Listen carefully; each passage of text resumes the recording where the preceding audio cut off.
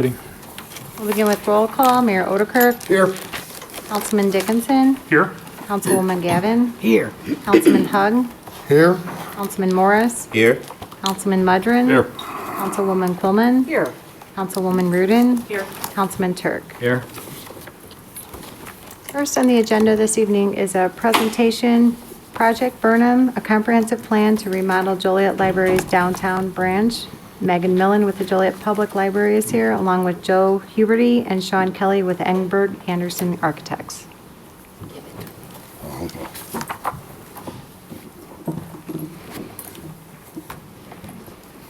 Mayor Odekirk, members of City Council, thank you for allowing Joliet Public Library to present Project Burnham, a comprehensive plan to remodel the downtown branch. I'm Megan Millen, Executive Director. Allow me please to introduce my board members who are here with me tonight. President Nancy Hendrickson, Vice President Lynn Samley, Secretary Essie Chavez, and members at large Emmy Ostrom and Diane Harris. The downtown branch of Joliet Public Library is located right in the heart of the city center. Built in 1903 by famous architect Daniel Burnham, I think everyone in this room can agree it's an objectively attractive building. In 1991, the architects who put on the addition did a fabulous job of matching the limestone, the beauty, and the character of the building. Then you go through the doors, and in very many ways, it's still 1991 inside. Now, I have no doubt that in 1991, Joliet Public Library was state of the art. It was the envy of every local suburb. It had everything that anyone could possibly want in a public library 30 years ago. And in that intervening 30 years, public library service has changed substantially. And what people want and expect in a public library has changed as well. But Joliet Public Library has not been able to keep up with the times.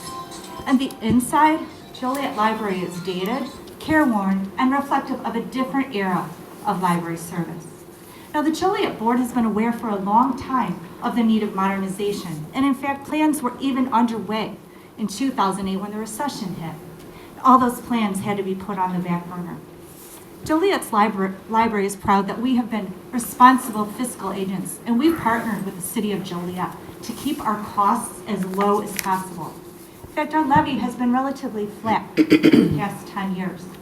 But at the same time, we've been good stewards of the building, and we've replaced the chiller, the roof, one of the elevators, and all of the windows.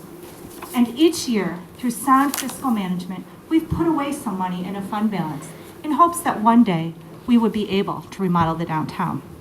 In your packets that I've given you tonight, there's a timeline of our whole process that shows from 2015 with the strategic planning process through the pre-funding schematic design process that we're now in with our architects. And I'll be happy to answer questions about that later. But I'm assuming that what you really want to know is what is our vision for Project Burnham. Quite simply, we want Joliet Library to be an inviting downtown destination, an indoor complement to your outdoor adjacent city square. Now, if any of you traveled to Colorado Springs for that Innovation Pavilion tour a couple years ago like I did, you'll know that our host, who I will not name tonight, was not wrong to take us to see the Pikes Peak Public Library as an excellent example of a 21st century library. Now, little did he know we could have all just driven up north an hour and seen many examples of that kind of library right here in Illinois, but that's neither here nor there. Joliet Public Library, as it stands today, does not have any elements of a 21st century library. In fact, it's very much still steeped in the 20th century. And we'd like you to help us change all that. Imagine for a minute, a family playing in the city square and stopping at a local shop for an ice cream cone before coming inside a beautifully remodeled library to play and learn on children's museum type equipment. Imagine students from JJC or University of St. Francis stopping by between classes to collaborate in one of our state-of-the-art study rooms. Imagine local business owners coming to our enhanced digital media studio to make a promotional video for their business.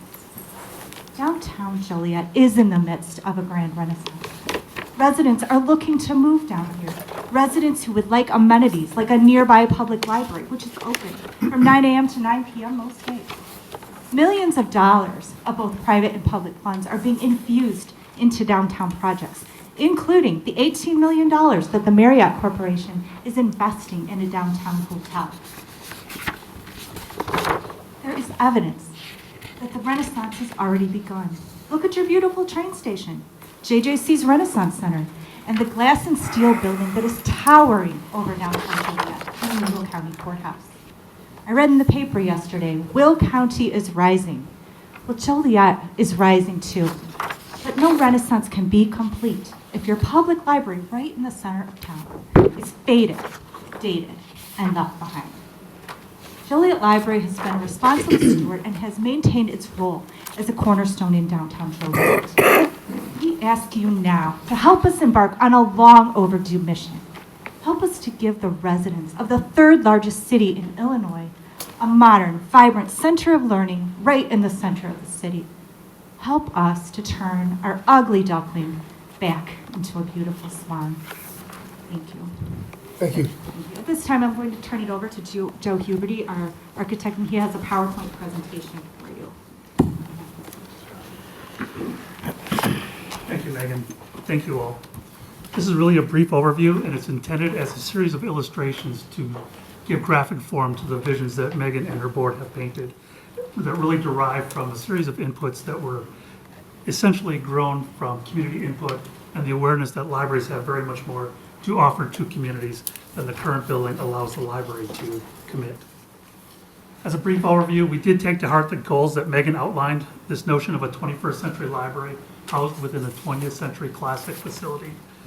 Much was done correctly in the expansion. It's a good sound structure. There's plenty of open space. And the intent with the project is really to incorporate the latest and greatest in exploration, research, learning, entrepreneurship, and community building.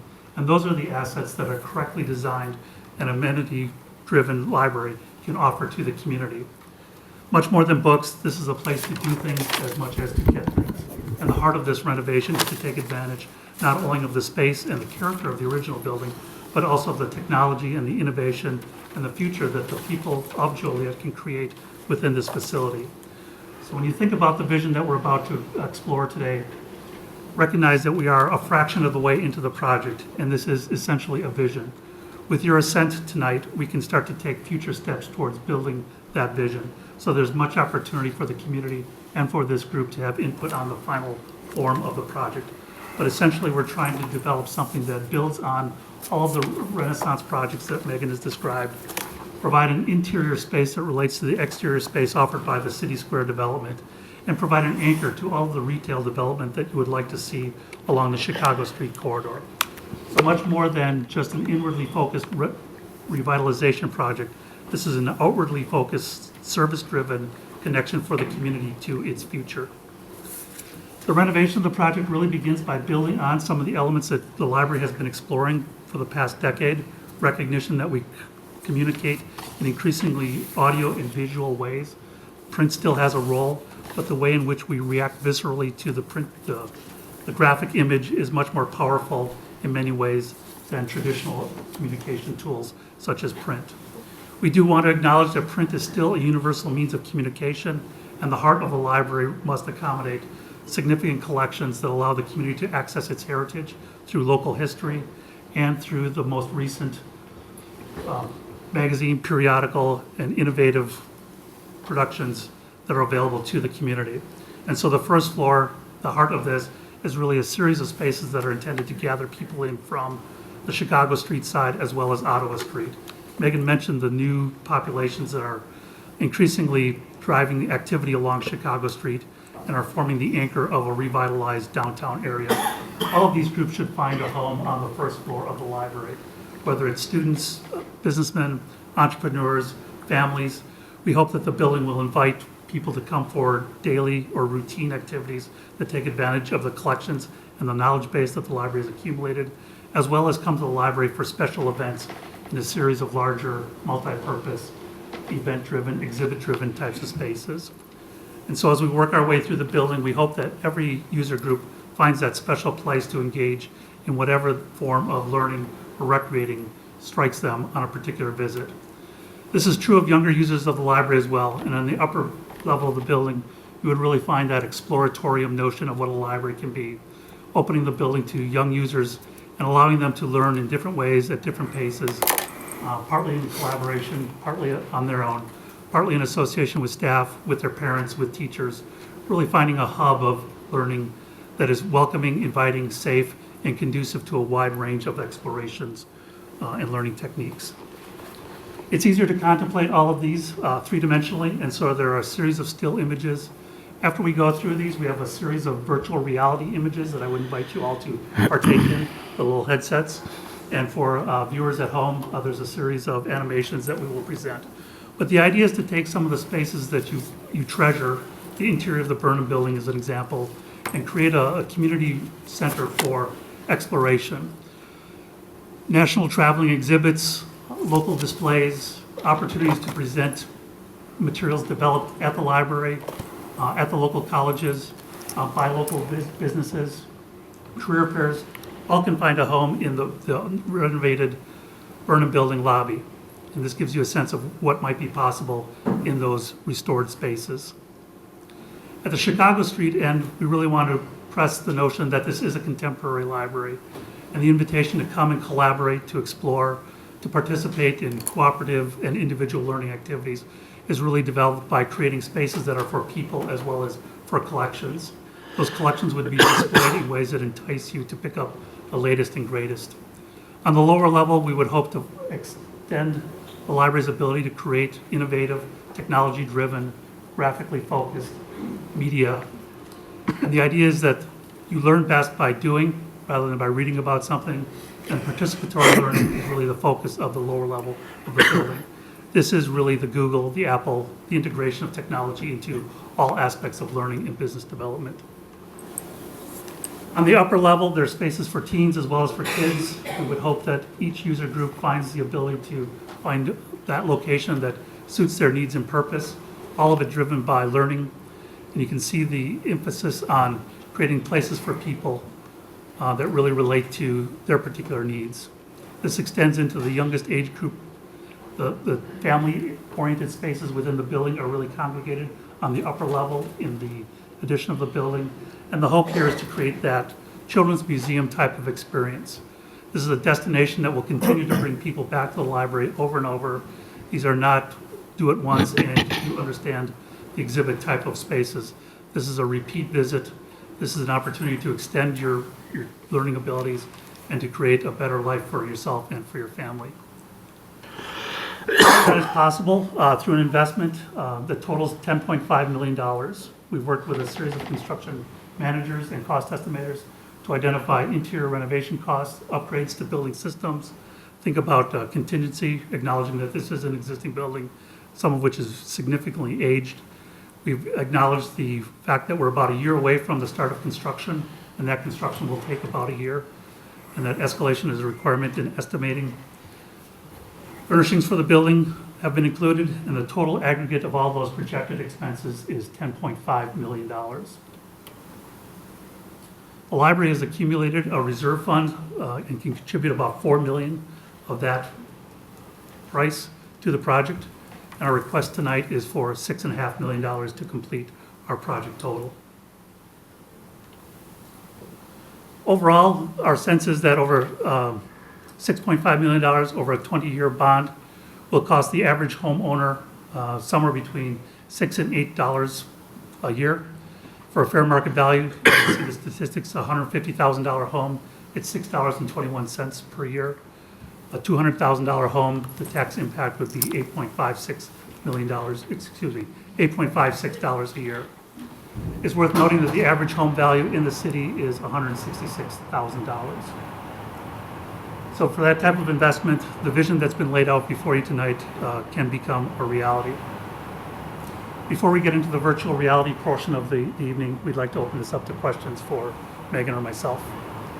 Questions? I have none. Just a question. Why would you not go out for referendum for something this big? My understanding is you are our corporate authority and we do not have the ability to independently go for a referendum. Am I correct, Marty? Mr. Shanahan? I'd have to look and see. Well, But you are that's- correct about that, but why is, I mean, you could always do a non-binding, I guess. Right. Why not come and ask for referendum, you know what I'm saying? For a project this big, that's my question. Because I know, going for referendum in Crest Hill, Crest Hill is part of the White Oak Library District, and we are, which is a different form of library than we are. We are a city library. There's 150 of us in Illinois that are city libraries. So you are our corporate authority. We get our levy through you. We do Right. not have any independent ability to raise our own levy or to ask the citizens to raise our levy. So this is the first and most appropriate avenue for us to get these funds, is to ask city council to do it, because we cannot it's my understanding we cannot independently go to referendum. correct, but you could have came and asked us for a to put this on referendum. That's my question. So why would you have not thought of that avenue? Just these are questions I need to ask. I was under the impression that this was my avenue for asking for funding like this. So you didn't know you could come to us and ask for referendum? Correct. Okay, thank you. Mayor, Yes. At the heels of the councilman's questions, actually 20 to 25% of the third largest city in Joliet does not belong to your library. They belong to Plainfield Library District out by me, and some far east belong to the New Leominster Library District. So you got to weigh that in too when you talk about giving a $6 to $8 increase per year. And I think people are kind of tired of every taxing body coming saying it's only $8 or $10 a year. You get 13 of them, that's $130 a year. That's a different subject, not necessarily directed at the library. So you're not a fully municipal library. I understand that, and the impact would only be to those residents who do pay taxes to Joliet Library. The ones who are outside of that would not be, my understanding, we can ask Mr. Gadati if I'm correct, is that this would be a 20-year bond. And so only the people it would be added to our portion of the tax bill for only those residents who are in the Joliet Public Library and already pay taxes. So the ones in that 25% would not be affected in any way by this. It's my understanding, but we can ask Mr. Gadati if I'm correct. James, you know offhand if that's accurate? And then I guess it would only apply, whatever we do would only apply to Joliet residents, not people outside the city who use the library? Is that correct? No, actually, it would apply to anyone. If we sold these bonds for Joliet Public Library, it would go on our tax rolls, I believe. And so it would apply to anyone who gets the benefit of this new beautiful building. Jim? There is a portion of the city of Joliet that is in the Plainfield Library District. We reimburse those taxes collected from those citizens to the Plainfield Library. Okay. About $300,000. Any money out of the reserve or any bond that's done citywide will come from all residents. I'm a little confused how they're, because we also have a portion of people that live out by Gauger Road and out east that are New Lenox Library District members. And they go to Lincoln Way West, and they are citizens of Joliet. So it's a little bit more complicated than that. I'm not aware of that, but it is very complicated. Your Honor, if I may. Yes. Just have one question. For our residents who live in the, and I know this affects the city residents, but for the township residents who have to pay an additional $150 just to get a library card, how are they going to be into this? Well, actually, we have recently changed our policy on how we issue library cards to non-residents. And we use their own tax bill and do a calculation to be able to sell them a library card. And the average is now much, much lower. We've had somebody who had to pay $10 now. So that, we have changed our policy on that because we knew it was a you burden have? on those township residents. If this goes through, we would be recalculating that based on a house-by-house basis. So that would go up a small amount, but as you can see, for a $200,000 home, it's around $8,000 a year. So for selling our $8 a year? $8 a year. $8. What did I say? $8,000? No, you don't want to do that. $8 a year. 66 cents a month. Less than a Okay. Netflix for 1 month. Okay. So our non-resident rate, to make long story short, would be recalculated, but it would be a negligible amount more. All right, but you have already done a portion of that, the non-resident rate, that you have Yeah. lowered it down? Yeah, because we didn't feel it was fair. Well, So- great. It so was we're not happy. fair, We're selling lots so, of yeah. cards now. too. Okay, thank you. Question, Mayor. Now, are you guys a district or not? We are not. We are a Okay. city library. We are you. You are us. We're Well, we're no, city. because about 20,000 people live outside of this. So how does that work? I've never had anybody explain that to me. How do the people out in my district, far west and so forth, they're They city have- residents, The but they're not residents part of of your... Joliet, see, there's so many complications with your borders in Joliet that for me to try to explain it all, I won't do a good job, but I will say this, that everybody in Plainfield or New Lenox or Joliet either pays to a library district or is in an unincorporated area and pays to no library, but could buy a card from us. So the ones who are out in the Plainfield area, or Joe Field like they call it, it could be right across the street, and some of them can pay to us and be part of Joliet's library, and some of them can pay to Plainfield and be part of Plainfield's library. And so it is complicated, and so somebody could live in Plainfield but have Joliet mailing address, a Plainfield library card, and fire service from Joliet. It's extremely complicated. No, I understand that. I'm asking how you guys can be a non-district and not encompass the whole city. I can't answer that question. I don't know how you were set up 120 years. Well, it's less than 120 years ago. They just started developing out west in the 1990s. So, I don't know if there's anyone who can. Steve, do you know the answer? you know, and you got to remember, there was a time for several years where there was quite a number of District 1 and District 3 residents that were paying both the Joliet Library and the I Plainfield. know about. Okay. I've heard that story, So, yes, unfortunately. You know, as far as including this in any kind of a tax, I don't trust the system enough that people aren't going to, you know, get into that bog again. Any other questions? Okay, thank you. Thank you. Are people interested in the virtual reality experience? Probably, can we wait till after the meeting to do that? Would that be possible? After the entire meeting? Yeah, it shouldn't, how long is this gonna take, Steve? I don't know. No, the meeting, tell he us. means. I meant your portion of the meeting. Oh, depending on any audience participation, this is a pretty short meeting. Okay, thank you.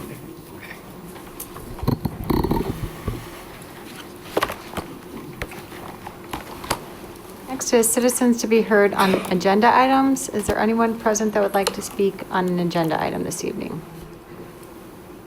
Nancy Henriksen. I'd like to share a letter with you this evening. It's addressed to the City of Joliet Council on August 12, 2019. Joliet Junior College, JJC, would like to express our full support for the Joliet Public Library's interior remodel proposal, Project Burnham. The library has a great influence on the residents of Joliet and our visitors who use library services for a variety of different things. One of the goals of this remodel plan is centered around providing students from nearby academic institutions like JJC places to study, collaborate, create, and learn. JJC students who study at the downtown campus would greatly benefit from the use of the planned study rooms and collaboration centers, using them for individual study sessions or group projects. The proposed plan would also connect them to library resources such as print and digital books, databases, printing services, and charging stations for their devices. It would be another safe and comfortable place for them near their downtown campus to meet with other students or friends. To better reach and assist students in the downtown area, the library must have sufficient and updated space in regards to access to their resources. We believe in the library's planned vision to inspire a destination in downtown Joliet, especially where students can find a quiet area to study, create, learn, and imagine. In addition to being a wonderful resource, the library is a place committed to the people of Joliet to inspire us all to read, explore, ask, and discover new things. The historic building in downtown Joliet deserves to be brought up to a modern library standards. Thank you for your time and consideration of this project. Sincerely, Dr. Judy Mitchell, President, Joliet Junior College. Thank you for your time. Thank you.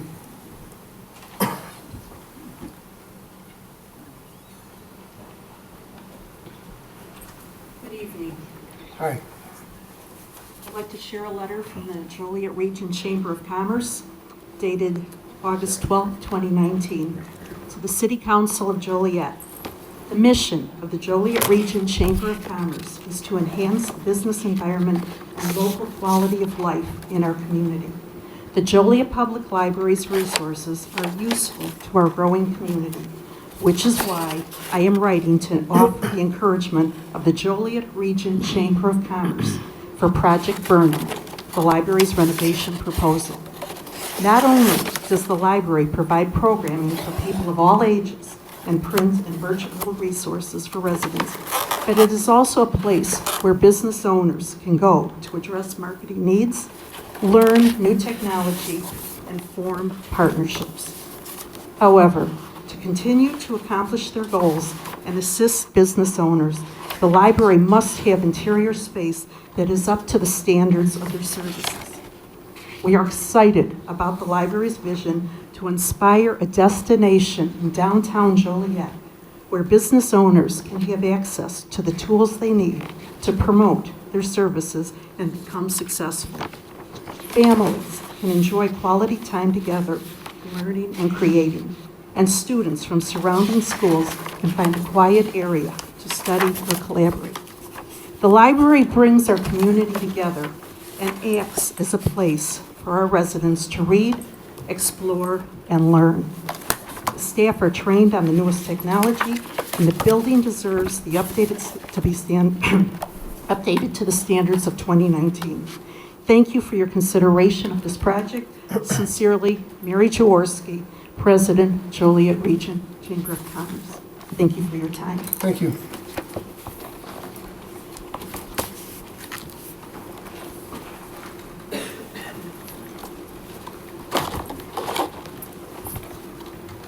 Mr. Mayor, City Council, Jim Rolfe, Joliet resident and current chairman of the Joliet City Center Partnership. There is indeed a renaissance going on in our community. You have been a huge part of fueling that renaissance. This is another opportunity to look at our future and say, what do we want to be? I get involved in a lot of different things. I'm tired of hearing people say, well, it's Joliet, what do you expect? I'm tired of hearing that. How many times have we thought about when we've been somewhere and we say, wow, how can that city insert whatever name comes to mind, because one does, on something? How does that city have that? And Joliet doesn't. I understand the math. I really do. I get the $6 and whatever cents per 150,000 and $8 for a $200,000 home. It wasn't too long when School District 86 was kind of in the throes of a referendum and trying to improve their physical facilities so that they could indeed enhance the educational programs that they had in their schools. That was $39. And I was opposed to it when it first started. And I told the school board, if they could convince me that it was going to happen and they could do it within a certain price range, that I would not only support it, I would go and speak on behalf of this school district anywhere they asked me to. And I spoke to groups as small as 3 and as many as 200. It was $39 for a $200,000 house. I suggested that was pizza and beverages for a family of 4 in one evening, if you include gratuity, right? And so we've all been there. We know these things are important. We always look at them and think, it's going to cost us. That's an expense. Think about it as an investment because the expense of it not happening could be substantially more. Not that we shouldn't be thoughtful and seriously consider all the alternatives. And that's, I think, what the library is asking you to do, and they've asked the City Center Partnership to do. I was going to read the letter to you, but it's 22 pages long, so I but as I was thinking about tonight, I'm one to use quotes because quotes typically say things much better and more succinctly than I can. And there was one that I came across from someone who we've seen more frequently on television recently because of the lunar landing, and that's Walter Cronkite. And Walter Cronkite said, whatever the cost of our libraries, the price is cheap compared to that of an ignorant nation. That to me that struck me, because I look at this as an investment. When you think of children, the city stepped up and took care of School District 86. And when I say the city, all of us collectively in support of that referendum to help our schools be that much better and that much better prepared for the future. We need to make sure that our library is prepared for the future. It's a great building. I Googled it, believe it or not, and looked at all the buildings that Daniel Burnham built. Those buildings, some of which still stand, some of which unfortunately do not. But he said, make no small plans. I would suggest to you that the Renaissance that we're about is indeed no small plan. I toured the courthouse this morning. It's incredible. And we are collectively, City Council, citizens, are raising the standard in Joliet. And I would encourage all of us to be thoughtful about this and continue to raise that bar. I thank you for your time. You don't have any questions for me, I'm sure. You're at the 4-minute mark. 4-minute mark. The clock wasn't working. Thank you, Jim. Thank you very much, and thank you for the consideration that you'll go through in this process. Thank you. Is there anyone else who would like to speak on an agenda item? Seeing none, we'll pass it over to Steve Jones to discuss the items on tomorrow's agenda. All right, thank you. Good evening. Tomorrow night, we will have one presentation, which always occurs around this time of year. It's our annual CAFR, also known as our audit. Dave Meyer from our audit firm of Wormer, Rogers, Duran, and Ruzan will appear. So if you haven't read the audit, I think that's been passed out, but you can go online and read it before for any questions you may have. Under Mayor's report, we have proclamations. We're going to pretty much fill the room tomorrow. We're going to have 12 property owners in attendance who will be recipients of the 2019 Neighborhood Hero Awards. And what this involves is recognition for folks who have done beautification to their neighborhoods as well as their own property. So I'm sure we'll have a lot of smiling faces tomorrow. There will be one appointment by the mayor, which is another member of the Arts Commission. We'll have a full gamut of committee reports tomorrow.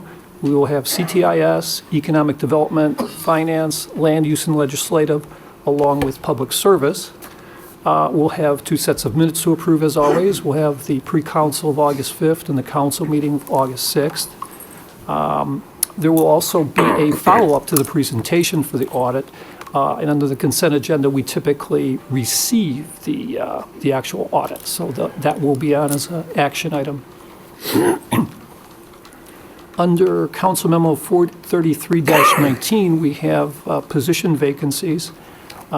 We have 2 part-time general laborers at Union Station and the Gateway Center. One of those positions is to be filled based upon retirement, while the other is a position that has been approved already but remains unfilled. We'll have a single equipment operator 2 in the water utility to be filled. That is due to retirement. And we also have 1 police officer position, which is also due to a retirement. We'll have our regular invoices to be paid. We'll also have a memo authorizing approval of our renewal of our workers' compensation broker. That's memo 434-19. This is a proposal for $140,497, which is a 1.2% increase over our past agreement with Gallagher Bassett. These folks have been our broker for over 20 years, and in addition to brokerage services, they are our consultant for loss control, workers' comp investigations, litigation management, as well as overall compliance. Two items under agenda items. Number one is Council Member 436-19, and this is a motion to approve recruitment through GovHR for the position of city manager. You recall at the last meeting, Joellen from, I can't pronounce her last name, Kamala Doherty from GovHR, she gave a presentation of the services that GovHR would extend to the city for the full-time recruitment process. You recall there was an executive recruitment definition, which was pretty much a full gamut of recruitment services ranging from the marketing, the evaluation of candidates, full background checks, et cetera. There was a little bit of a more limited scope, which involved everything I just stated, but salary negotiations and job offers were not included. And then there were two procedures that they would perform which involve more marketing and recruitment. Virtual recruitment, which would do everything I talked about except for making recommendations. It would involve a matrix looking at what candidate profile attributes we come up with along with the candidate qualifications. And then they would do reference checks, but basically no salary negotiations. And then lastly, a very limited option, which involves professional outreach, which is just pretty much putting the word out through their own private network, but not being involved in any of the reference checks, negotiations, and offers. Our HR staff and I certainly do recommend the full executive recruitment method. And once again, the fees are the consulting fees are waived here. These are just expenses. So any questions on those four options? I have a question. First of all, there are several government agencies out there that do recruitment, and I know that Councilwoman Reardon came up with a list of things before. So my question is, there's so many out there. Wouldn't it be a conflict of interest with you being our interim city manager and then being contracted to them later on, and then we have to pay them $72,000 later? I just feel that it's just not right. That's my opinion. I don't speak for anybody else up here, but I have several other government agencies that do this type of thing and find city managers. And if we're going to go all out, then we should go all out, because Joellen herself stood here and said, you know what, we should wait 6 months because the good candidates aren't going to come forward, but I have 5 friends that I could think of. And that's what got us into trouble last time. And as we all know, that last guy didn't work out. So this is my opinion. There's governmentjobs.com, there's management partners, there's ICMA, it's a posting board, there's government resource, there's Slavin Management, Community Paradigm, sgrjobs.com, ralphanderson.com, the Novak Consulting Group, and there's several others. I'm not going to go on any further, but I just feel, since we haven't had luck with her and what she stood here and said herself, we should wait. I just feel if we want what's best for the city, maybe we should look for a regular agency management company to come forward with, and maybe we should look at what they have to offer. I could address a couple of those issues. Number one, I indicated that if council felt that there was too much of appearance of a conflict, that I certainly wouldn't use GovHR or GovTemps.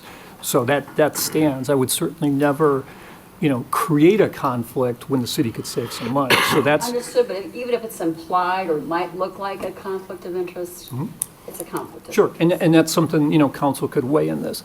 The other thing is if you do use an outside firm that you don't have a relationship with or didn't have one, you're going to pay that extra consulting fee. And it could be something that the council would not have a problem doing. But there's about $20,000 or so that gets waived because of the fact that, what's called the They should warranty. just give us a refund. Forget the waiving. You Well, just give us a that's not, $20,000 refund. that's not how professional services work. But, it's one of those things, if the city does want to, save that consulting fee, this is a way to go. And I'll tell you, you mentioned a couple like ICMA. These are some of the sources that they would use as part of their advertising network. Governmentjobs.com is another. There are any number of firms that all they do is they have websites and that's their job. It's kind of like the old want ads in the newspaper. What they do is they basically are a posting board for job ads. So GovHR would certainly use those, but they would also use their internal network and do, sort of the outreach that goes beyond just posting a job ad in terms of blasting things out to people they know may be looking for positions. Not everybody looks at the job boards every 2 weeks. So there may be people out there that they would contact, or any firm would contact, by being proactive as opposed to just posting a job ad. So, those are just some opinions, but certainly council has to make this decision. They're not the only agency out there, and I just feel that after she stood here and what she said, and she said, well, she may have 5 friends. Come on, you don't give these jobs to friends. You get the best person for the job. And that's what the council has been asking for. That's why we want to do a nationwide search now, to find the best person. So I don't want one of Joe Ellen's friends coming for the job. They might be the best, but just that comment just didn't resonate with me, just hit me the wrong way.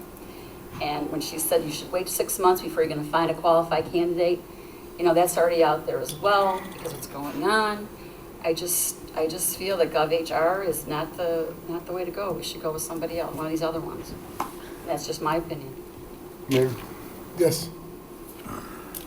I think probably it would be prudent for someone to reach out to GovHR and tell them they're going to be losing their $72,000 commission and see if they still want to do what they were doing. That Mr. Jones won't be able to use them should he stay on in any capacity under contract, and that commission has to go to a different outfit. See if they change their willingness to work with us under warranty. I think that's important for them to be told. And I think it's also important, Councilman Hug, that you stop referring to some sort of a commission or contract, because as I did indicate to you, I have no contract with them. Thank you.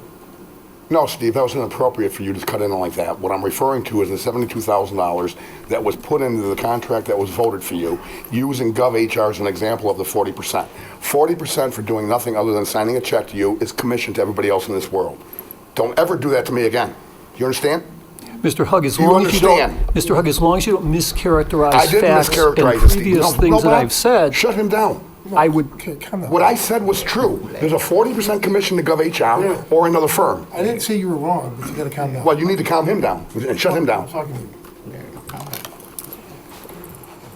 You're inappropriate in your behavior, Mr. Jones. My whole point was simply, back to my point, the 40% commission, which could go to GovHR or another firm.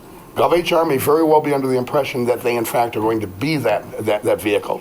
And someone needs to make it clear that they have no chance of making that $72,000 commission because they may have a different view on how they're going to do the search. They may be depending on that $72,000 in the back of their mind. Got it. Yeah. Any other questions on that particular issue? Mr. Mayor, I'm not going to, I agree with Councilwoman Quillen. And I don't want to prolong this. I know I've been saying we need to get this done and over with, but I'm just not comfortable with GovHR based on her presentation. I'm not comfortable, with what she said about waiting and about, she has friends. I just want to make that. Okay. Okay.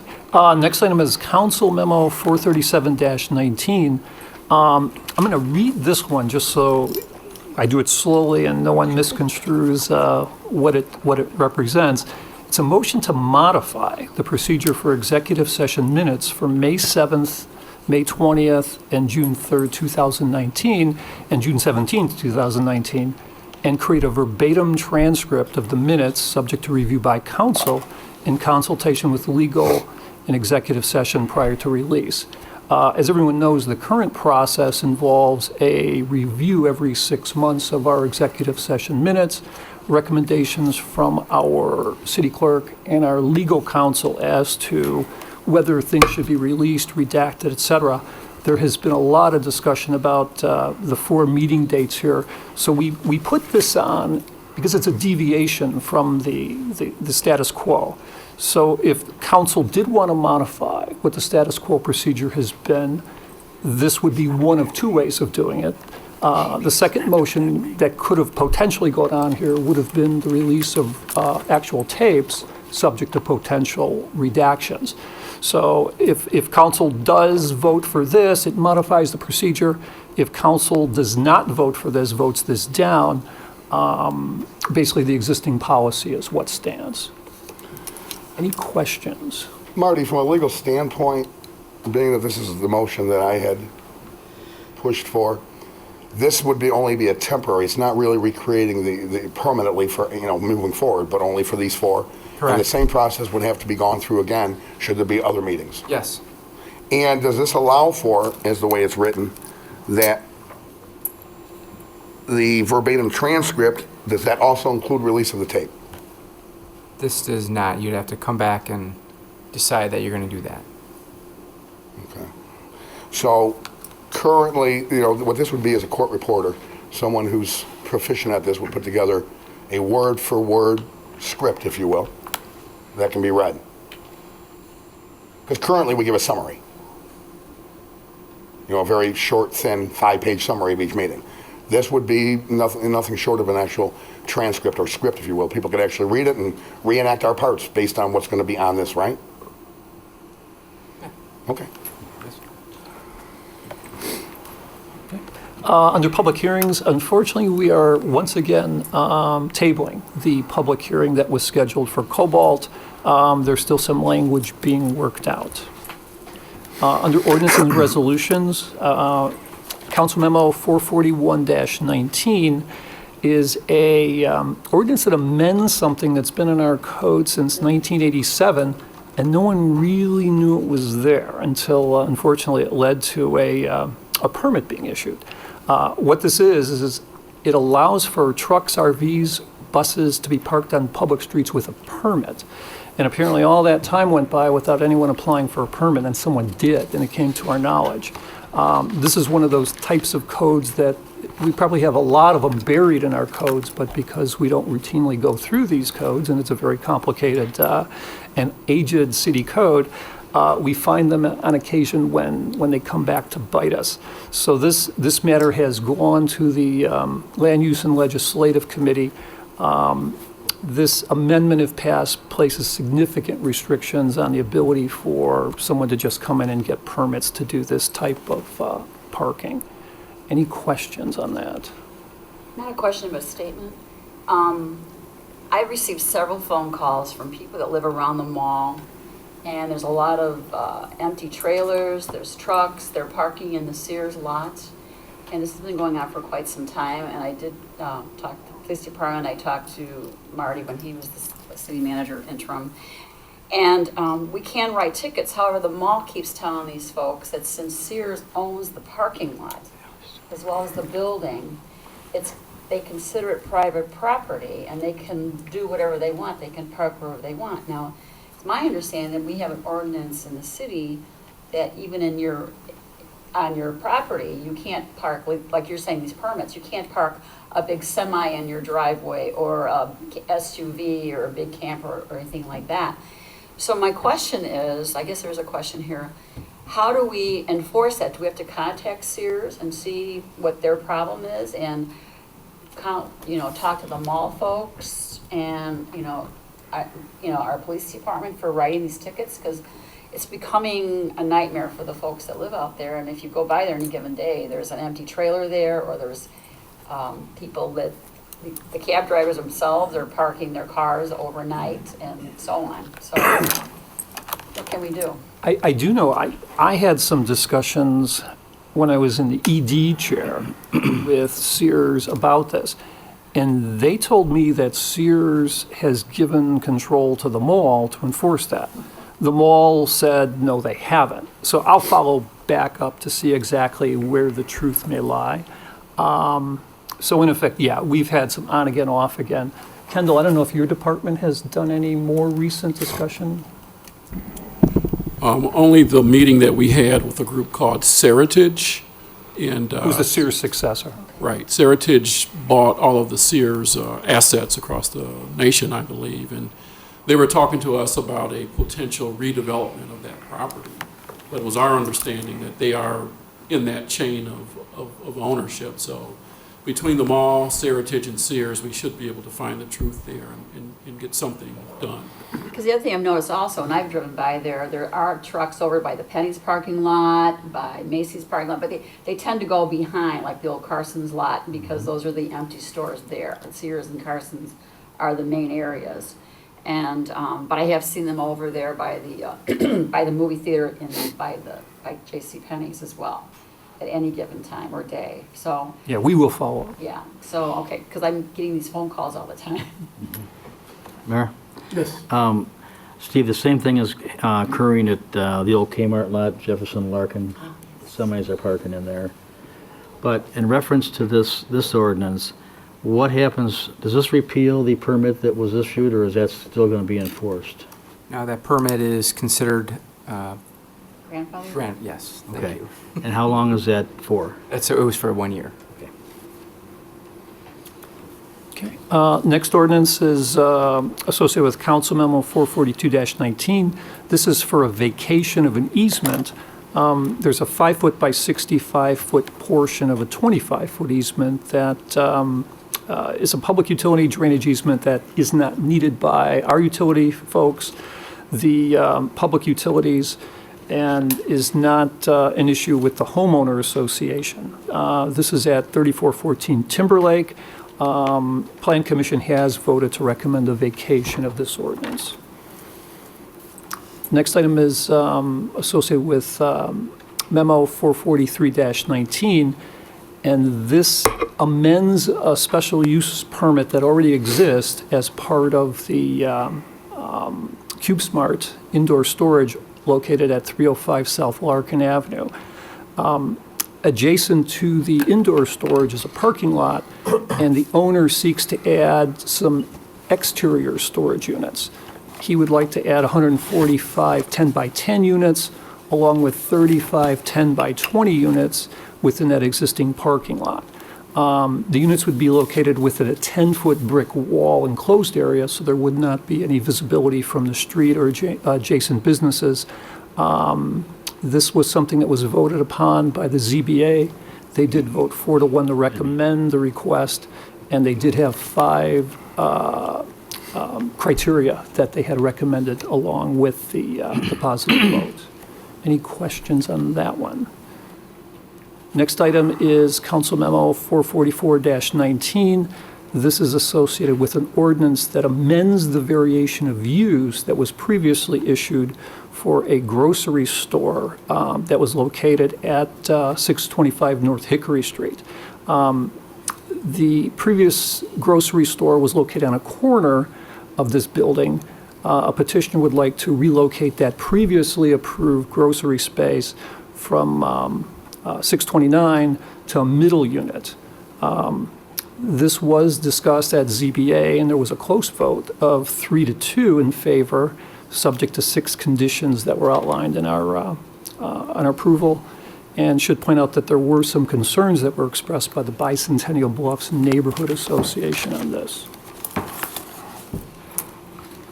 Next item is Council Memo 445-19, and these are ordinances that are associated with the Boulevard subdivision. Everyone will recall that this is the commercial project that's at the general intersection of I-55 and Route 30. This is property that is both within Plainfield and the city of Joliet.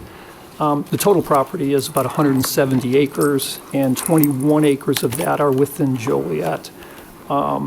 Previously, we have approved the intergovernmental agreement with the Village of Plainfield, and that dealt with things like the service delivery, design standards, how the overall process of the development would work. These ordinances do similar work, but there's a preliminary PUD, a final PUD, and a recording plat that goes along with wrapping up this process. I should point out that the petitioner does have representatives here tonight if there are any questions. Okay. Next item is Council Memo 446-19. These are ordinances associated with the Timber Point subdivision. This is a project that consists of 120 new rental townhomes located at the southeast corner of McDonough at I-55. Property is currently zoned R4 multifamily. These units would basically be, fall in an upscale rental category. Our Plan Commission has reviewed it. They've had hearings. They are recommending approval of the project by a 7-0 vote. And the ordinances that are part of this are for the approval of the preliminary PUD as well as final PUD. And once again, representatives are here from the developer who can answer any of your questions. Yes. Steve, is this the same project that came to us about a year ago that the neighbors were against because they hadn't finished the condo association? Yes. Those items have been taken care of? We could have the representative respond to that question.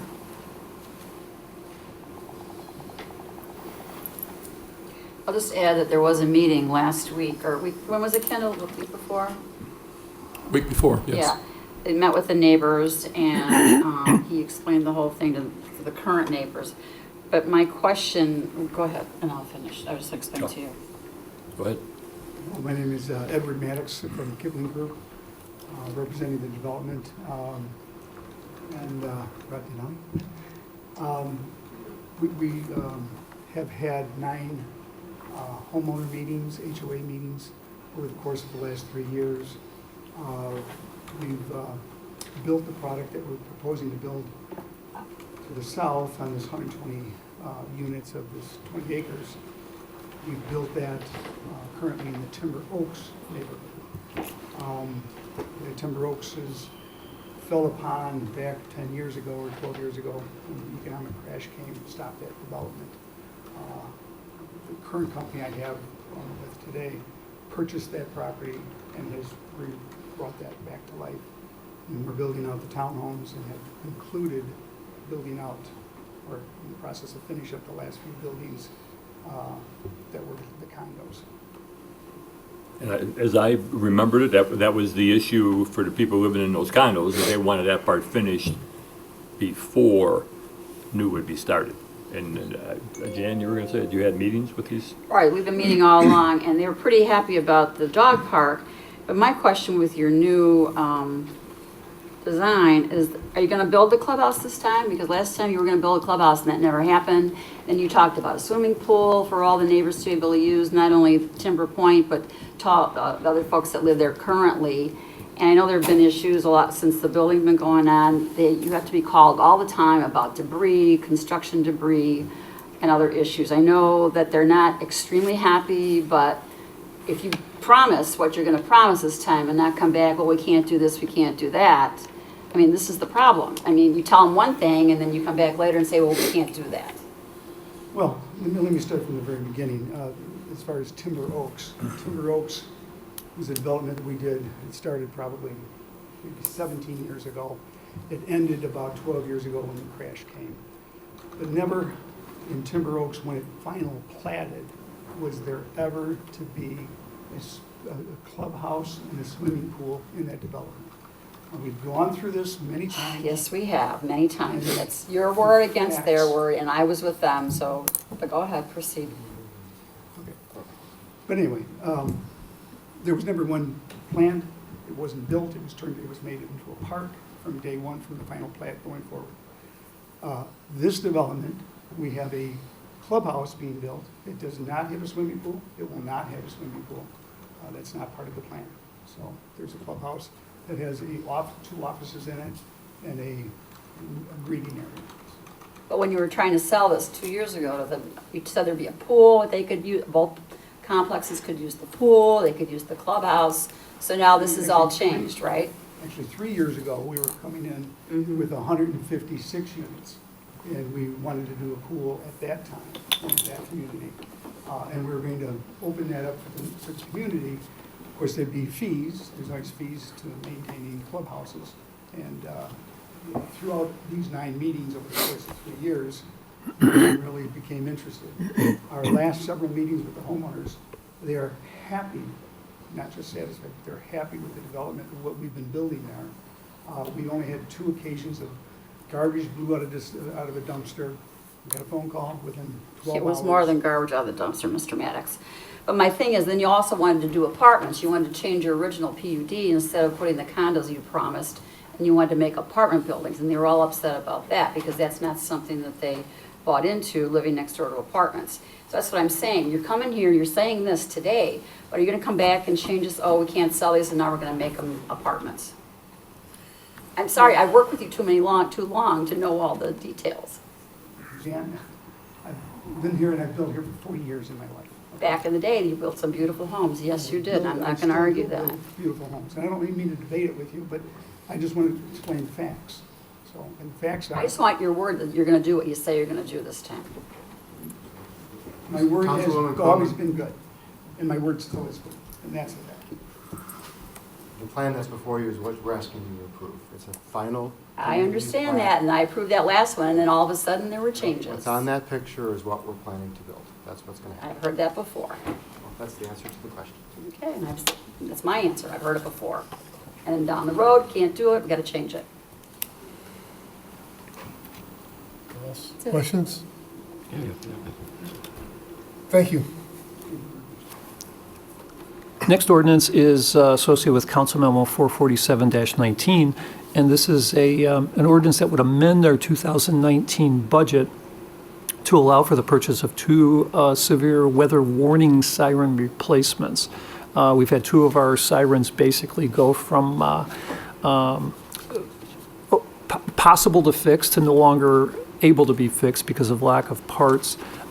This expense, if approved, would be $49,040. Under resolutions, Council Memo 449-19 is a resolution accepting an IEPA low-interest loan, which is part of our long-term control plan to mitigate combined sewage overflows into the Des Plaines River. This loan represents borrowing of $2,378,621.50. 50 cents, we couldn't round it, at 2% interest for a 20-year term. This has already been authorized as part of our $132 million of borrowing for the utilities, but this is still something we need to go through the process and do as a housekeeping item. Council Memo 450-19 is a resolution that authorizes the execution of a lease agreement between the city and Will County for property we own at 10 South Chicago. This provides for approximately 7,000 square feet of lease space. It leaves about 300, 400 square feet for some city consultants. The lease amount's $12 a square foot, which would bring in $90,145 to the city. This is a 3-year term with an option for 2 one-year extensions, and the county would use this as part of Will County Specialty Courts program. Under bids and contracts, all the bids and contracts that are listed here were reviewed today by Public Service Committee, and all were recommended by approval. And I won't go through them, but if there are any questions on any specific item, we'll certainly answer. Next is public comments. Is there anyone that would like to speak under public comments this evening?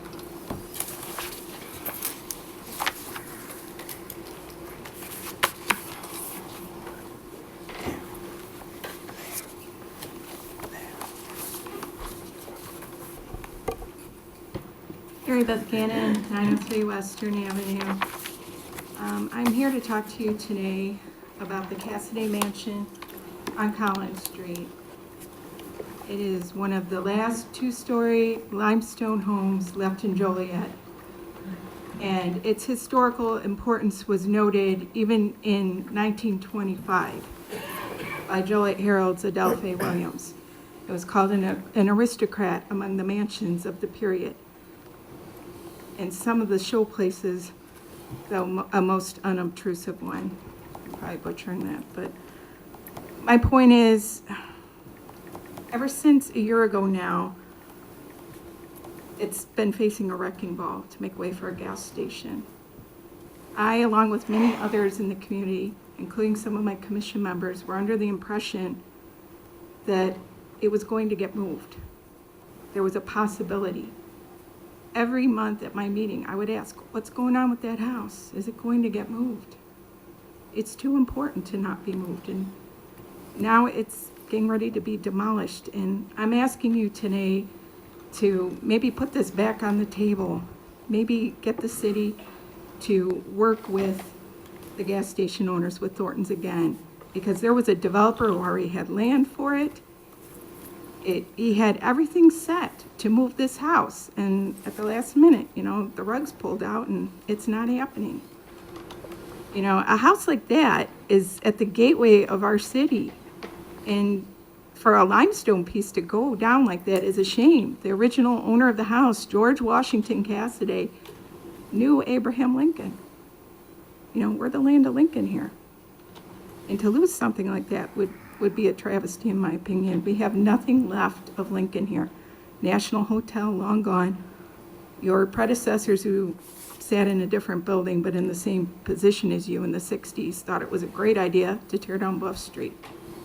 And I think you're all smarter than them, and you know that history is important. And as someone who stood up here previously tonight said, we are experiencing a renaissance. And what better way to preserve that renaissance and to have something here that is a piece of history? We've already torn down the Sheridan Inn where President Ford stayed. And we've lost so much.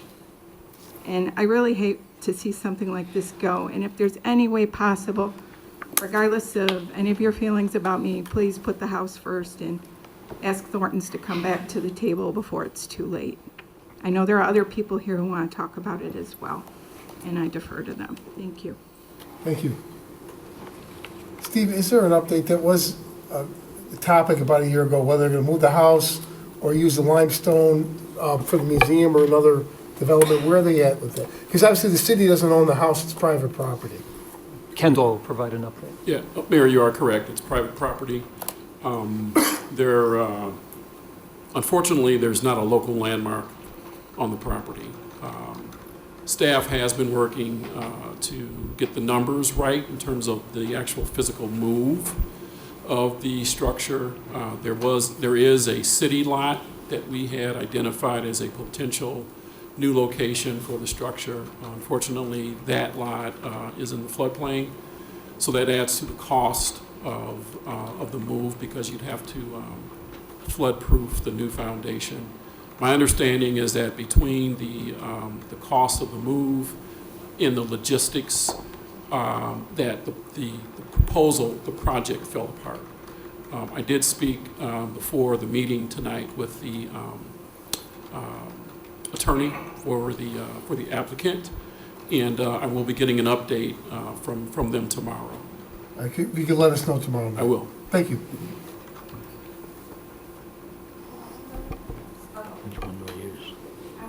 This is David Castleberry, and he was behind trying to get the house moved. Yeah. Actually, I've been trying to get this house moved since October of last year. And I actually did extensive paperwork on it, and I had everything in line, including all the moving costs, everything in line to move the property that the house was going to be moved on, including the floodplain. And I have put all that paperwork, that's all in your guys' hands.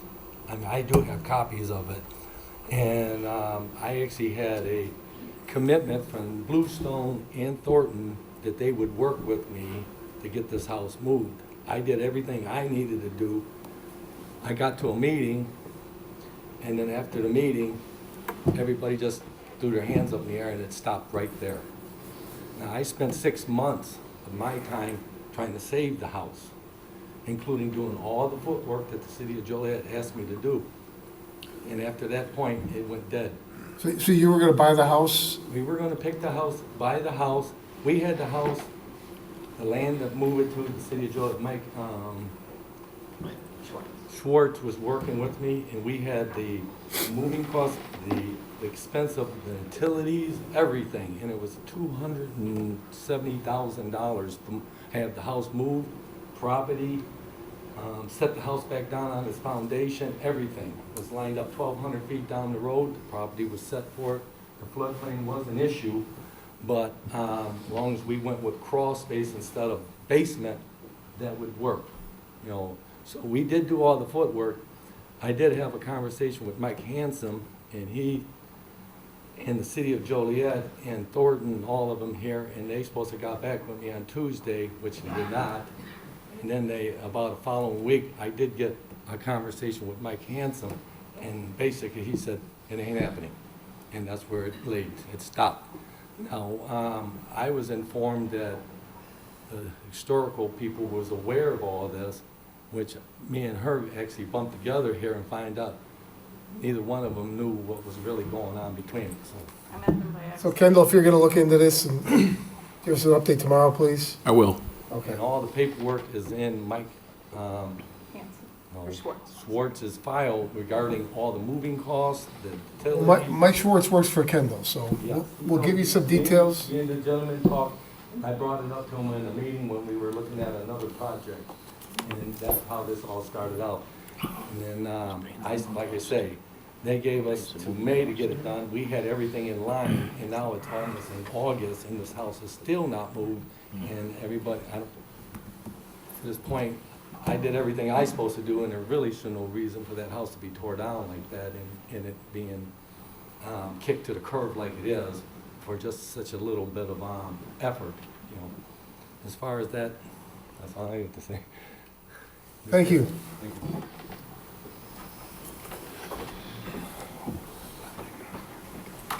Hi, my name is Audrey Secco, 205 Crabapple Court, and I'm here also about this house. I'm going to plead with you to get involved in saving this mansion on Jackson and Collins. I moved to Joliet in 1986, and I have been fascinated with the old limestone mansions, and I've watched too many of them in my 32 years here be torn down because of disrepair and the lack of upkeep. This is Joliet history being removed house by house.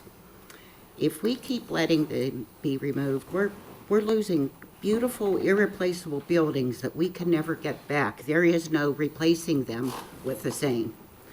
When my husband was transferred here to this area, one of our reasons for choosing Joliet to live was the deep, rich history of the steel mills, the prison, the limestone buildings, and these are irreplaceable homes. And I am pleading with you also, please try to step in and help save this house. Not just for the few of us that are here tonight, but for our future generations also. Thank you very much. Thank you.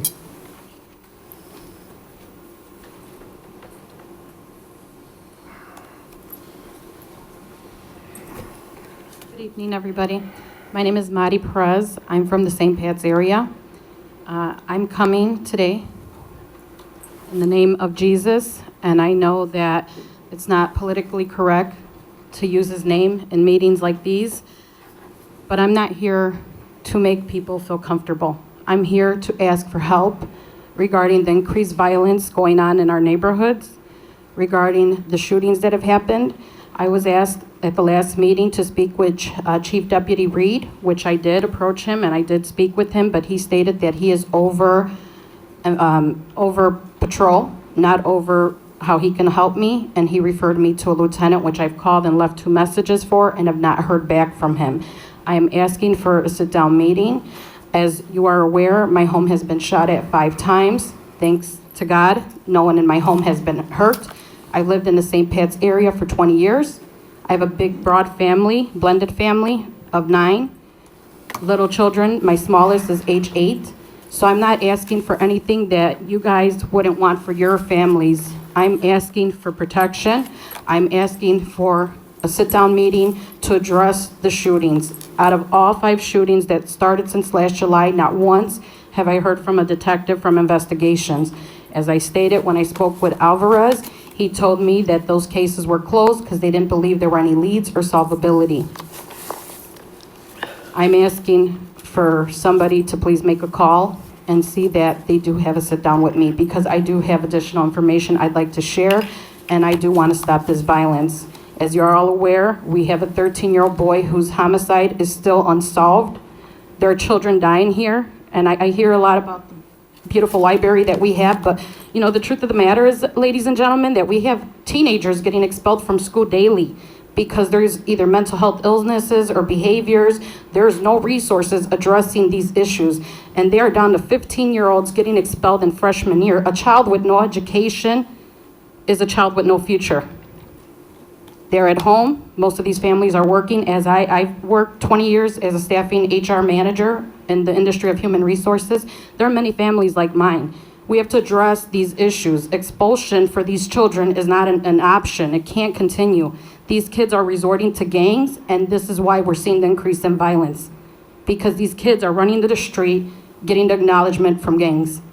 So I appreciate your time, and I will continue to be vocal and share my story and plead for the many victims of Joliet that are in this war zone. And when I say war zone, we are burying children. There are teenagers getting killed in our neighborhood, and I hope that you guys help. Thank you. Thank you.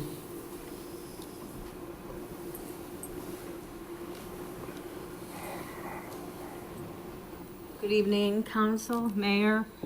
My name is Robin Gonzalez. I'm a 60-year-old handicapped senior living in 400 North Bluff. I used to be a tax-paying citizen working every day. I was a CNA, I was a caregiver. I do live at 400 North Bluff. It's a tall, high-rise building of 7 floors. It's owned by the Joliet Housing Authority. On Bluff Street, there's an ongoing parking situation. There's no parking at night for senior citizens or the handicaps and other residents that do not meet the Joliet Housing Authority criteria, allowing us to park our vehicles on their properties. They tell us to park on the street. The street has no parking signs. Signs that say no parking between 9 p.m. and 7 a.m. This has been an ongoing problem for many, many years. It's not anything new. The Joliet Housing Authority rents to seniors and handicapped and does not have enough room for parking or put such strict standards for residents that cannot park their vehicles on the lot, whatever the case may be. A couple examples is 1 car per household. Some families have 2 cars. That's where somebody has to park on the street. Some cars must be in your name. A lot of us, low-income, impoverished people, have had other family members sign for us with cars, the cars in their name, so they cannot park on the Joliet Housing Authority lot. Some of us, such as myself, has medical conditions. We're not supposed to drive, so I cannot park on the lot, although I have a vehicle, so my family, friends, a caregiver, etc., can take me to do the things I need to do every month. It leaves nowhere for, some of us to park, period, but on the street. And yes, Joliet Housing Authority is well aware of the problem and has done nothing for several years for these seniors and handicapped people. With the situation as it stands, seniors and handicaps are forced to break the law, parking in no parking areas every single night. We are ticketed time and time again. $30 for each ticket. Here's 3. I have a couple I can't find. Last week we were slaughtered. 5 nights in a row, people were issued tickets at $30 each. I have several pictures on my phone of dozens and dozens of cars. Many cars, such as mine, I portray the handicap sign, And the parking ticket was so proudly displayed on our windshield right under our parking tickets, our parking plaques, as much as to say, well, you're handicapped, but you get a parking ticket too. Even though we put our handicap placards up, it doesn't matter. Okay, we need a resolution from the city of Joliet. I was referred to the traffic division. I was referred to Jan Quillman. I was referred mostly to Mayor Bob O'Dirk and now to Betty Gavin. So I'm running around in circles. I don't know what to do. It's an impoverished area. A lot of people have not spoke on this. I've only been there less than 2 years. And it has already plagued me greatly, okay? People don't want to come up, speak up. They're scared they're going to lose their housing. They're scared of the police. They're scared of more tickets. But somebody's got to take a stand. They got to say something. This is a senior community, handicapped people, you know, seniors. And something needs to be done. I mean, most of us live off of a $750 a month income. You know, we need medicine, we need monthly supplies or whatever we need, toilet paper. I mean, $30 to us, you might as well say $300. I mean, it hits us hard, you know. You're at the 4-minute mark. Can you wrap it up, please? Yes, Thank yes, yes, sir. I'm asking that if you could either throw out the tickets or if something could be done to rectify the situation for the city of with the city of Joliet and all these parking tickets. I thank you for your time. Thank you very much. I hope you take this into consideration and help the seniors and the handicapped in the Bluff Street area. Thank you. Mayor, can I address? Sure. Ms. Gonzalez? Yes, ma'am. Hi. Now, you have two names, right? Which is the correct name? There's Gonzalez and there's Baudino. I have a maiden name, which is Bardino, which I use on Facebook. If you could speak in, I'm so sorry. they can't hear you at home. I'm so sorry. Thank you. I'm sorry, yes. I have a maiden name, which is Baudino. Okay. Okay, that's what I'm known by in Joliet. Okay. So I did address your issues. I have Okay. talked to the police at Joliet, the chief of police. Okay. Okay. And it's my understanding, he's looking into that, and also Mr. Chow from the Housing Authority is supposed to be having a meeting with the residents, how to solve this issue. Okay. And then, so I did hear what you said, I did follow up on it, but I don't have an answer for you as of yet. But, you know, and I asked you, you know, could you just hold off for a few minutes or a few days, but it's your right to come here, and I'm glad that you came here, but I just wanted to clarify a couple of things about the name difference. Okay, thank you. Thank you So so much. someone will be getting back to you, but it's a process, and I know that the Housing Authority is aware, and they do want to work with the citizens. Okay, great, thank you. Your Honor, if I might, Ms. Robin? Yes. Yeah, I was so glad you reached out. Okay. I also reached out to the Housing Authority, Okay. to our police department. I believe that there may be a solution. Housing Authority and the City of Joliet are good partners together. Our police department, I believe if we sat down, and I talked to a few of the commissioners from the housing, but I believe that if we honestly sat down and carve out this piece, we can find a solution. I feel your pain over there. I've been over there quite a bit, so I feel that. But I believe that if we all get together and we carve out a solution, we can get this thing done. We can make it where it's a win-win. Okay, I believe that this city has that much, and the Housing Authority has that much together about the residents, that we could do that. Thank you for your attention on the matter. Thank you, everyone. Thank you. Betty, have they scheduled that meeting yet with the folks, the Housing Authority? No, not yet. Not yet. She just contacted me on, what was that, Saturday? I believe we spoke. and I Saturday talked is to when her I on first Friday. talked about it. Yeah, but I talked with some of the commissioners Saturday night, and they're willing to work together. Right. Yes. So we'll get something done. Is there anyone else that would like to speak under public comments? Hi, Ben Comar, 606 Western, almost a lifelong resident. I was born here, but I spent 15 years in Naperville before I came back. We choose to live here, by the way. I really want to take a minute to thank everybody that's in this room, that's on the dais and over in the corner, all the public servants and the council persons. You've got a lot of responsibility, and we really appreciate you stepping up with all of the positions that you have, whether you're city council or city government. Thank you for your due diligence. Thank you for using all of the facilities you have to consider issues and make good decisions. You know, a lot of times you don't really give me credit for that. So I appreciate that very much. I've had some really good conversations with some of the people on the council and some people in city government. I left a couple of messages for Councilman Dickinson and Councilwoman Gavin. Maybe you didn't get them, but I'd like a conversation with you Sure, two. let's do it. And that's really it. I don't have anything else, but thank you for your service. Thank you. It's fun. Is there anyone else that would like to speak? There is no request for closed session, but before we adjourn, we'll open it up to the library for their virtual reality portion.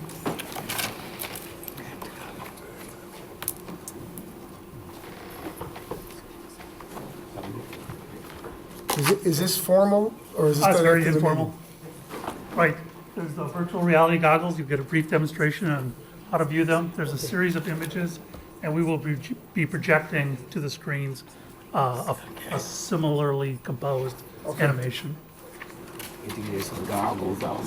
We're gonna do this after the meeting. Maybe we want to talk to Kendall.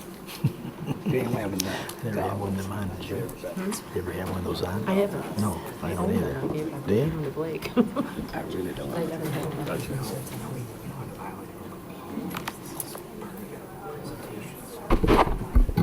Should go to a restaurant some night with those on. Virtual reality. I don't want to do that.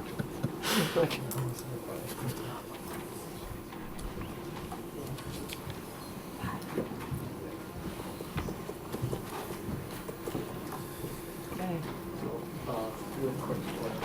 You put it on over your head, you know? I think they just have two. Okay. And you spin it on in your book.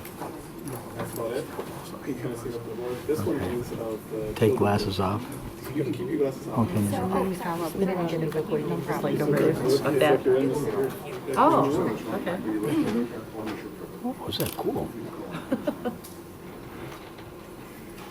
Told you not to. Look at that. The screen, the screen. You do what? So for those of you watching on the big monitors, these aren't quite the same level of For what? virtual modeling. Don't So it's not quite as Oh, this is, immersive, oh, okay. but you can get a sense of what it might be like to be in the spaces. And this first one is a renovation of the look first You look floor like going down. of the building. This is the first floor. And the idea is to take advantage of all of the architectural character that was built in That's cool. with the construction of the facility. Yeah, yeah. And open it up a bit to make it more useful for exhibits, exhibitions, uses of gallery, Oh, okay. business expositions, similar type of I know, events. so you don't want to look at the floor. Very cool. You can see that there's a lot of Did you character do it? that's Like built sharing. in. No. For that, He's everywhere. add some of the conveniences Oh, do you that a want modern library offers. I do have two rooms if you want to see this one. Oh, yeah, you got a different room? Yeah. Sure. The kids probably gave it away. Yeah. It went black. I believe I Black in have the two basement. entrances. It's dark. It's dark. Turn the lights on. Oh, 360, huh? Yes, yes, if you This spin next around. one is a view of what it would be like to enter from the Chicago Street entry. There we go. Maybe I was impressed. Here, get on my way. This portion of the building has a much more modern aesthetic. The idea is to juxtapose the heritage of the city, Oh, okay. This is the a, rest of the Burnham building, Yes, we've with got the four. potential and the additions It as is. reflects in the latest and greatest in technology and At the screen, right? collaborative learning. Yeah, yeah, just put it right here. Is this better? And if you move around, it will move with you. Yeah. I'm trying to be reasonably steady here. This would be the long view from the Chicago Street entry back towards the Burnham entry. So we're looking west in this Yeah, you case. can keep going that way. You gotta go that way. You can see a much more user-friendly display of the collection, easier to browse, greater access to technology.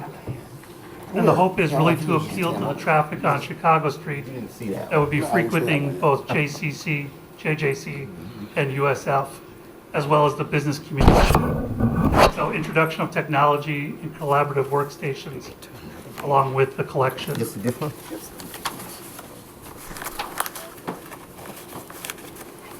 If you want to see more, I have Here we are on the lower That's level. like the black one. This is really the That's library's different. technology Let hub. me see that one.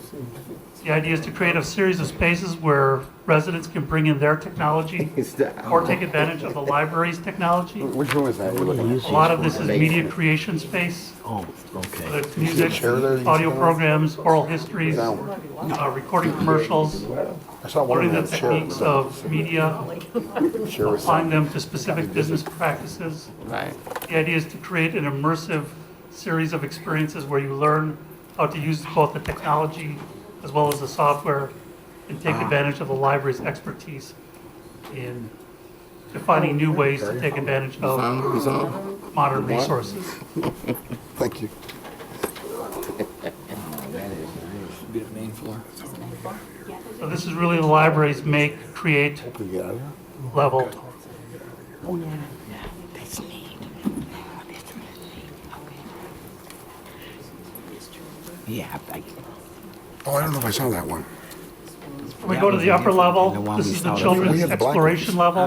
That one's You can see a lot of spaces I saw that. devoted to the development of a series of Oh, you age saw that groups. one. This happens to be the youngest of the library's users. Oh, maybe I didn't see that one. It really is intended to be a place for families to gather, Feels like you're looking at each other, to doesn't it? explore a range of interests, stimulate lifelong learning, and to provide opportunities to learn by reading, to provide social Enter learning, VR. Is there a button you gotta press? Yeah, he's got a. and then to create a series of spaces that relate Somebody I knew. to teen users in Almost the like a building demo. on the other side of the library. One of the goals in the addition is to open up the visual connection to the old building. And here you can see the stonework of the Burnham building expressed on the inside of the building. You broke it, Betty. Thank you. Here we are a little bit deeper into the young children's area. Learning occurs in a number of ways, and one of them involves gross motor skills. One of them involves play Nice. acting. One of them involves early mathematics. You can see the giant light bright. This actually stimulates development of mathematical skills as well as creativity and cooperative learning. It's a great place for parents and caregivers to hang out and share stories. So it really is a place for a wide variety of age groups, really related to the development of families and different means of learning structures. These are the kinds of spaces that many libraries have found will keep young patrons coming back over and over.